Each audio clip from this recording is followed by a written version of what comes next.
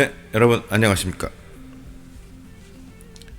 자, 오늘은 구원의 여정 시리즈 두 번째 시간으로 여호와를 잊지 말라라는 제목으로 또 여러분들과 말씀을 나누겠습니다.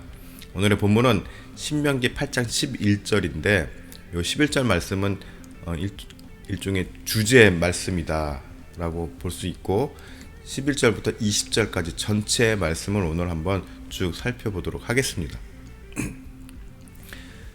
자, 성경의 역사를 보면은 이스라엘은 언제나 하나님의 부르심에 잘 따라가다가도 세대가 바뀌거나 태평성대가 오면 하나님을 잊고 살았습니다. 그러다가 결국 하나님의 징계 앞에 무너지고 또 회개하면서 다시 회복되는 과정을 아주 반복해서 보여주고 있습니다. 이스라엘 역사가 그랬습니다. 네. 오늘 말씀은 이러한 과정 가운데서 하나님께서 신신당부하시는 말씀 중 한 대목이기도 합니다. 네, 이제 그 과정을 시작하기 앞서 하나님께서 미리 초장에 아주 신신당부하시는 말씀이라는 것이죠. 자, 오늘 본문 11절 상반절에 보면은 내가 오늘 네게 명하는 명령과 법도와 규례를 지키지 아니하고, 일종의 경고성 말씀입니다. 자, 하나님께서 주시는 명령, 법도, 규례는 이스라엘 백성들을 아주 올가매기 위한 또 구속의 장치가 아니죠. 네, 여러분들 다 배우셔서 아실 겁니다. 우리들의 삶을 온전히 바르게 세우기 위한 하나님의 기본적인 교육 방침이고 기준선이죠. 기준선. 네. 우리가 차를 운전할 때 중앙선이 있고 중앙선을 넘어가면은 반대편 차와 부딪히게 되죠. 그걸 경고하기 위한, 그걸 막기 위한 것이 중앙선이라는 얘기죠. 네. 뭡니까? 하나님께서 주신 명령, 법도, 규례는 바로 이 중앙선과도 같은 것입니다. 중앙선. 네. 그런데 우리의 삶이 좀 편하고 풍성하며 안정적인 생활을 누릴 때 행여나 우리들 스스로가 교만해지거나 영적으로 나태해져서 하나님을 잊고 살 수도 있음을 경고하고 계시는 것입니다. 어떻게 해요? 12절, 13절, 14절에 나와 있습니다. 내가 먹어서 배부르고 아름다운 집을 짓고 거주하게 되며 또 내 소와 양이 번성하며 내 은금이 증식되며, 은금이 증식되는 것은 뭐죠? 소와 양이 번성하고 은금이 증식되는 것은 재산이 점점 늘어나는 거죠. 내 소유가 다 풍성하게 될 때 내 마음이 교만하여 내 하나님 여호와를 잊어버릴까 염려하노라. 여호와는 너를 애굽 땅 종되었던 집에서 이끌어내시고, 계속 강조하고 계십니다. 내가 너를 내가 너를 인도해내서 그걸 잊으면 안 돼. 네.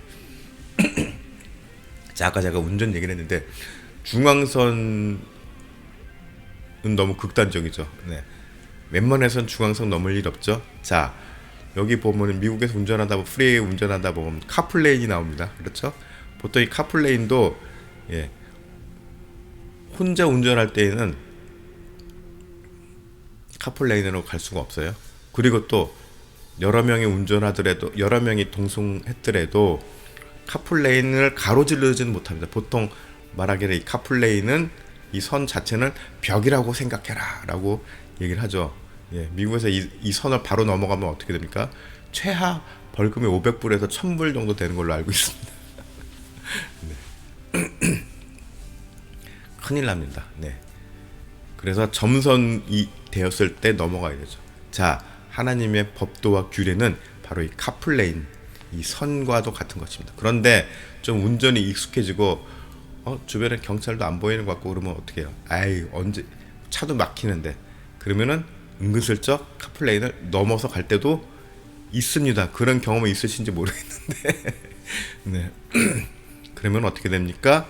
500불 내지는 1000불의 티켓을 먹는 거죠. 네.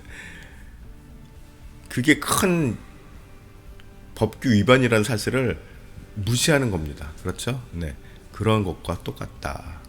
경고하고 계시는 것입니다.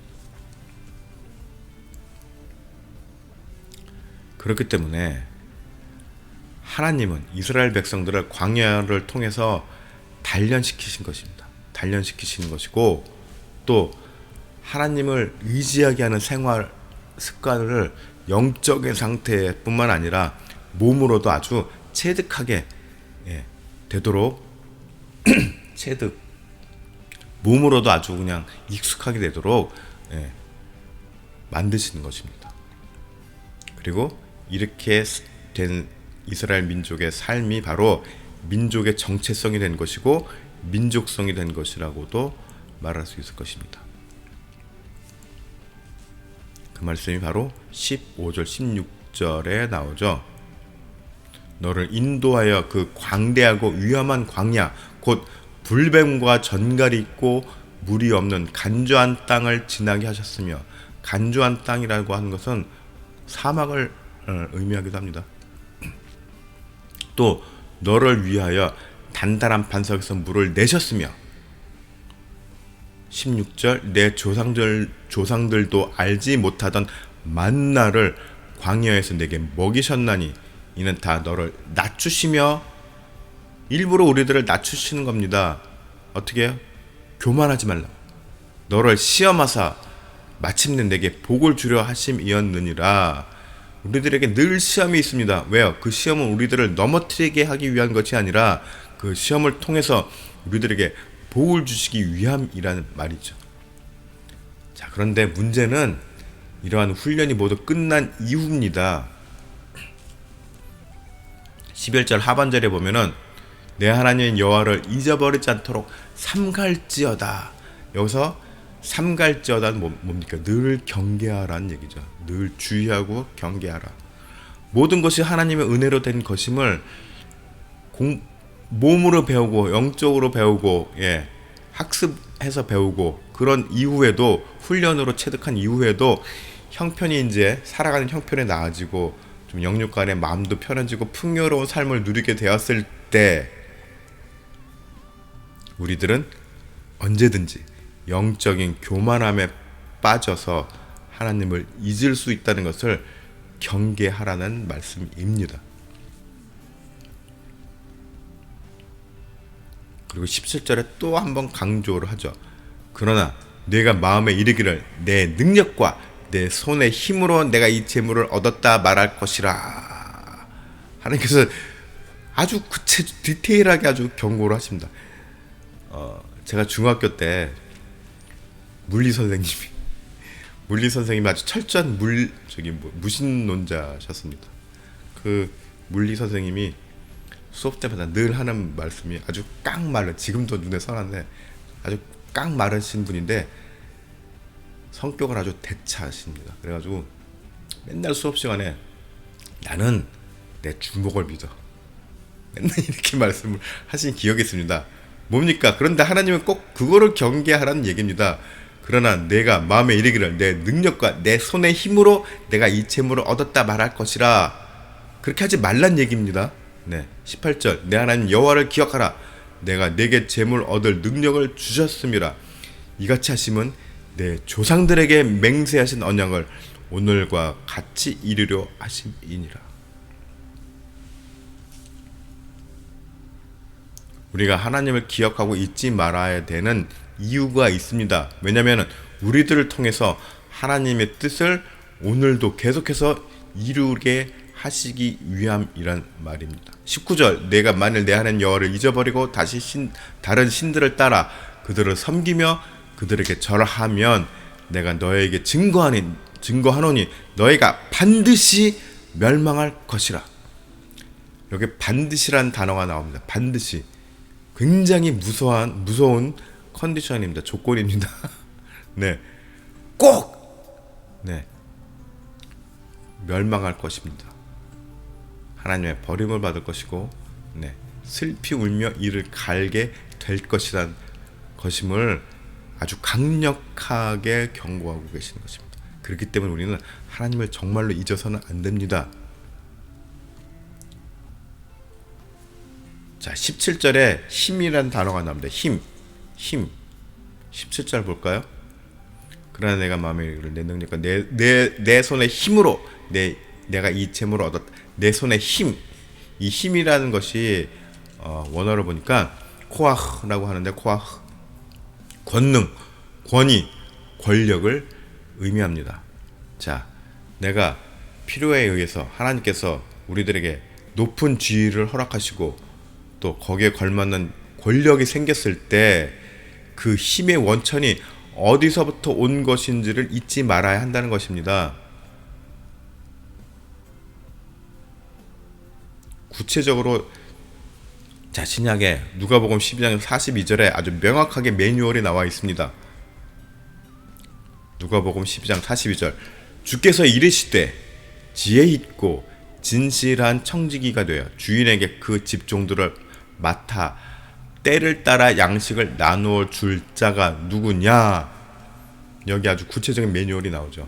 자, 우리들은 하나님의 청지기가 되어야 합니다. 하나님께서 우리들에게 힘을 주시고 권능을 주시고 물질을 주시고 이랬을 때에는 그걸 가지고 우리가 온전히 누리게 하기 위함보다 그것보다 더 큰 거 100이라면은 우리가 그 재물과 그 힘을 누리는 것은 10%도 채 되면 안 됩니다.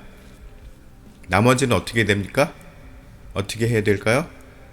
때를 따라 양식을 나누어 주어야 합니다. 때를 따라 우리들이 가진 그 힘과 권력과 재물을 나누어 주어야 합니다. 누구에게요? 약하고 소외받고 힘들고 이런 모든 사람들에게 나누어 주어야 합니다. 그와 더불어 하나님의 복음도 나누는 것이죠. 그것이 우리들에게 주신 하나님의 미션이고 그 일을 온전히 하기 위해서는 우리는 늘 하나님의 뜻을 하나님의 말씀을 규례를 또 하나님 자체를 잊지 말고 살아야 하는 것입니다. 그리고 그것을 늘 우리들에게 강조하시는 것입니다. 왜 이렇게 하나님께서 너희는 나를 잊지 말고 이 규례를 잊지 말고 지켜라 계속 이렇게 강조하시는 것일까요? 그만큼 육신을 가진 우리가 어떤 힘을 얻고 어떤 안정된 어떤 기반 위에 올라섰을 때 그만큼 무너지기 쉽고 또 하나님 잊기 쉬운 연약한 존재라는 것을 아시기 때문입니다.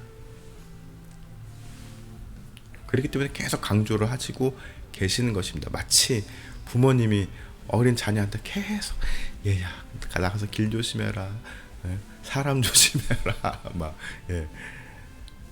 다 큰 어른이 되어서도 아유 길 조심해라, 한눈 팔지 마라. 심지어는 90된 노모가 환갑 넘은 자식한테도 그런다고 하죠. 네. 근데 제가 나이를 먹다 보니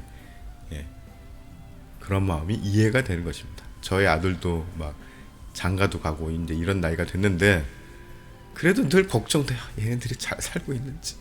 네. 지네들 딴에는 막 바쁘다고 연락도 잘 못하고 이러는데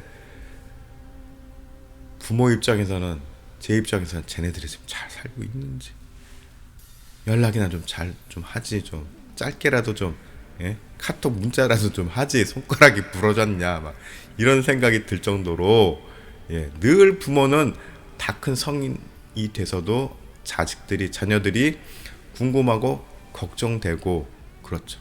바로 하나님이 우리들에게 이런 마음으로 계속 강조하시는 것입니다. 자, 내가 얘네들한테 여러 가지 은혜를 베풀고 물질도 허락하고 지위도 허락해서 나의 사명을 잘 감당하도록 환경을 조성해 줬는데 또 거기에 맞도록 훈련도 잘 시켜줬는데 이것을 온전히 지켜나갈 것인가 늘 걱정스러운 것입니다. 그런 마음을 우리는 좀 조금이나마 이해를 하면서 생각을 해야 될 것입니다. 자, 마지막 절이네요. 20절 여호와께서 너희 앞에서 멸망시킨 민족들 같이 너희도 멸망하리니 이는 너희가 너희 하나님 여호와의 소리를 청정치 아니함이니라. 계속 무섭게 경고하시는 말씀이 나옵니다. 그만큼 하나님의 의지가 강력하다는 것입니다. 하나님께서 땅에 인류를 창조하신 이유가 뭡니까? 모든 사람들이 하나님의 은혜 아래 풍족함을 아주 영원토록 누리게 하신 것이었습니다. 그런데 인간이 그냥 영원토록 풍족함을 누리는 것에 만족하면 얼마나 좋습니까? 지금 이렇게 고생 안 해도 되는데 교만함, 그 무서운 교만함, 그 교만함이 하나님의 지위까지 넘보았던 것입니다. 예, 내가 하나님처럼 눈도 밝아지고 선악을 구분하고, 예? 피조물인 인간이 하나님과 동등한 위치에 서려고 했기 때문에 하나님과의 관계가 끊어졌습니다. 그리고 그 단절은 곧 잊혀짐이 된 것이고 또 하나님의 영향권에서 벗어나 있는 상태가 된 것을 의미하는 것입니다. 자, 인류의 많은 후손들이 하나님을 잊은 채 살았고 그 결과에 대한 대가를 아주 처절하게 치르면서 멸망해 갔습니다.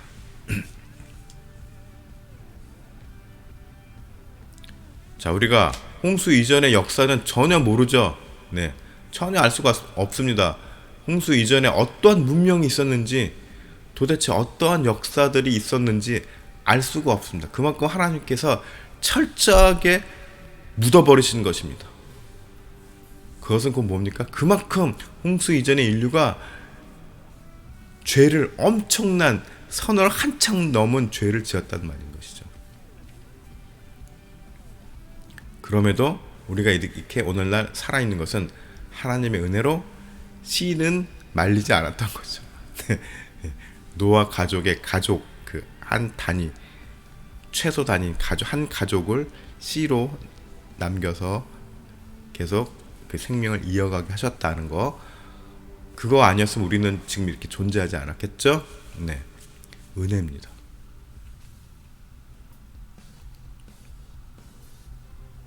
하나님께서는 이스라엘 민족을 선택하셔서, 샘플로 선택하셔서 하나님의 존재를 모든 민족에게 알리셨습니다. 그래서 주변의 모든 민족들이 이스라엘을 보고, 이스라엘의 역사를 보고, 아이고 저 민족은 무슨 특별한 민족이길래 그 신이 그렇게 지켜주나, 막 이렇게 막 떨었습니다. 벌벌 떨었습니다. 하나님의 존재를 하나님께서 스스로 알리시면서, 그러면서 그냥 그렇게 떨게 하신 게 아니라 이스라엘 민족처럼 하나님을 찾도록 길을 열어주셨습니다. 이방 민족들에게도 하나님께서 기회를 주셨다는 말입니다. 이스라엘 민족만 너희는 내 선민이야, 너희들만 구원받아, 이렇게 하신 것이 아니란 말입니다. 그 우리가 오해를 하는데, 구약에서는 오로지 이스라엘 민족만을 위한 하나님의 역사다라고 생각하시는 분들도 간혹 계시는 것 같습니다. 그런데 그건 오해라는 얘기죠. 하나님께서는 이스라엘 민족으로 샘플로 세워서 이스라엘 민족을 통해서 타 이방 민족에게도 하나님의 은혜 안에 거하게 하시도록 하나님께서 계속 그렇게 역사하셨다는 말입니다. 그 말이 어디 있나요? 네, 신명기 31장 12절에 보면은 다른 구절에도 있지만, 곧 백성의 남녀와 어린이와 내 성읍 안에 거류하는 타국인을 모으고, 타국인 뭡니까? 이스라엘 민족 외의 이방인들이죠. 그들에게 듣고 배우고 내 하나님 여호와를 경외하며 이 율법의 모든 말씀을 지켜 행하게 하고, 뭡니까? 이스라엘 민족 아니면 하나님을 믿지 못해 가 아니라는 말이죠. 이미 이때부터 뭡니까? 하나님은 모든 이방인들에게, 이스라엘 민족 외의 모든 인류에게 하나님의 날개 아래 거하라고 계속 선포를 하신 것입니다. 그런데 이스라엘 민족 스스로 하나님의 이러한 뜻을 오해해서 문을 자기네들끼리 막아버린 것이죠. 네, 하나님이 막으신 게 아닙니다. 하나님 오히려 넓게 퍼뜨리게 하셨습니다. 근데 이스라엘 스스로 자기네들이 선민이라고 그냥 막아버린 거죠. 자기네들끼리만 공유하려고 하고, 자, 하나님을 잊지 않는 방법은 뭡니까? 끊임없이 배우는 것이고, 그 배우고 깨달은 바를 삶에 실천하려고 노력하는 것입니다. 이러한 삶이 바로 하나님을 잊지 않고 사는 것이고 은혜를 누리는 삶이 되는 것입니다. 제가 한 말이 아니라 어디요? 신명기 30장 20절에 내 하나님인 여호와를 사랑하고 그의 말씀을 청종하며 또 그를 의지하라. 그는 내 생명이시요 내 장수이시니 여호와께서 내 조상 아브라함과 이삭과 야곱에게 주리라고 맹세하신 땅에 내가 거주하리라. 자, 하나님을 사랑하고 그 말씀대로 살아간다면, 또 그를 늘 우리가 의지하면서 살아간다면 우리들에게 은혜를 베풀어 주시는 것입니다. 그 은혜가 단순한 은혜가 아니죠. 아브라함과 이삭과 야곱에게 약속하신 은혜입니다. 야곱과 이삭과 야곱이 언급되는 것은 뭡니까? 이스라엘 민족에게만 그것이 아니라 아브라함과 이삭과 야곱이 언급되는 것은 하나님께서 쭉 인류에게 행하신 보편적인 은혜에 대한 그 역사적인 흐름을 기억하라는 말입니다. 하나님께서는 늘 일관되게 인류에게 하나님의 은혜를 베푸시고자 노력하였고, 그 샘플인 이스라엘 백성을 통해서 하나님께서 구체적으로 일하시는 모습을 보여주시고 드러내셨습니다. 그리고 이대로 살면 너희들도 똑같이 이 은혜를 누릴 것이다 라고 선포하시는 것입니다. 그 표현이 바로, 구체적인 표현이 바로 아브라함과 이삭과 야곱에게 주리라고 맹세하신 땅에 내가 거주, 이 표현입니다.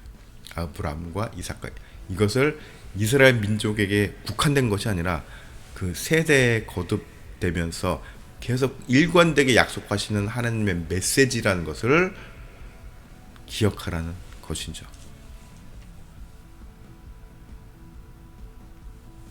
자, 오늘날 우리가 하나님의 존재를 잊지 않고 살아간다는 것은 곧 이 땅에서 삶으로 하나님의 뜻을 이루어진 예수 그리스도처럼 사는 것을 말합니다. 자, 늘 계속 제가 지난주에도 말씀드렸고 또 설교 때마다 계속 언급되는 것, 말씀이신 예수님이 이 땅에 육신을 입고 내려오신 목적이 뭡니까? 그저 말씀으로만 하신 것이 아니라, 말씀 자체로도 모든 것을 다 이루시는 하나님이시지만 아주 확실하게 육신을 입고 이 땅에 오셔서 행동으로 그 말씀을 하나씩 다 이루어 가셨다는 말입니다. 그리고 우리들에게 말씀하십니다. 너희들도 나처럼 이렇게 행하라. 노래도 그런 노래가 있죠. 나처럼 해봐라. 이런 동요가 있죠. 하나님께서 말씀이신 예수님이 이 땅에 육신을 입고 내려오셔서 자신이 하신 말씀을 행동으로, 삶으로, 직접 실천으로 다 이루어 가셨다는 것을 우리는 잊지 않고 살아야 합니다. 그리고 예수님께서 결정적으로 그 표현을 나의 십자가를 지라, 너희들도 나의 십자가를 지라라고 말씀하신 것이죠. 십자가를 지라는 것은 뭡니까? 맨날 1년에 한 번씩 고단주간마다 진짜 십자가 모형 만들어서 이렇게 지는 거 퍼포먼스 하라는 얘기가 아니라, 그것도 중요하지만 평소의 삶 속에서 예수님께서 행동으로 살아가신, 이루신 모든 그 말씀의 내용들을 우리도 똑같이 그렇게 살아가라는 이야기인 거죠.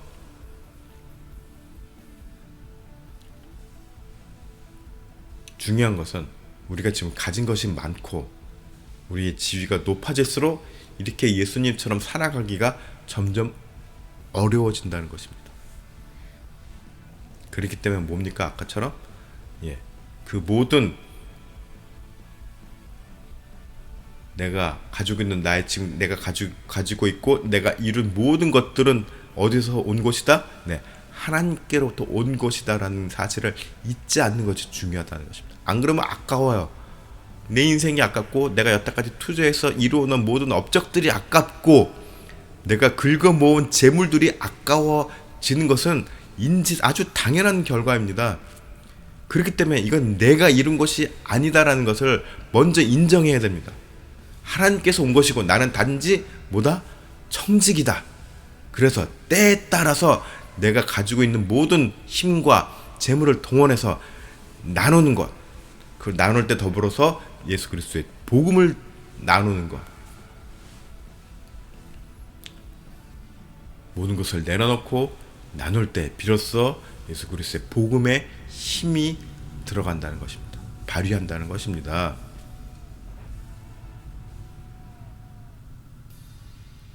그러면 어떻게 될까요? 그렇게 나누며 살아가면은 점점 나의 위치도 축나겠고 나의 힘도 점점 줄어들겠죠? 그러면서 생활 수준도 업앤다운이 계속 될 수가 있습니다. 예, 불안정하겠죠, 좀. 예, 안정되게 쭉 살아가는 것보다는 다소 불안정해질 수도 있습니다. 그렇죠? 자, 그리스도의 삶을 살다 보면은 이렇게 여러 가지 겪게 될 어려움 속에서도 그러나 하나님께서 나를 지켜주신다. 내가 하나님의 미션을 감당하는 한 나를 지켜주신다는 사실을 믿고 의지하면서 기쁨으로 살아가는 것. 그리고 실제로 하나님께서 우리들을 그렇게 하나님의 손길로 지켜주시는 것. 그것을 내가 느끼게 될 때, 그 하나님의 은혜를 느끼게 될 때, 내가 업이 아니라 다운될 때 나에게 다가오시는 하나님의 손길을 내가 느낄 때, 그 순간 우리는 감격을 맛볼 수 있고 그 하나님의 은혜를 온몸으로 체험할 수 있게 되는 것입니다.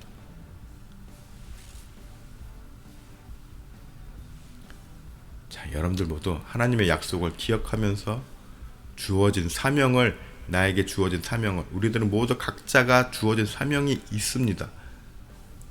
그것을 기꺼이 받아들이고 또 그를 통해서 베풀어 주시는 은혜를 기쁨으로 누리며 살아갈 줄 아는 여러분들이 되시기를 축복합니다.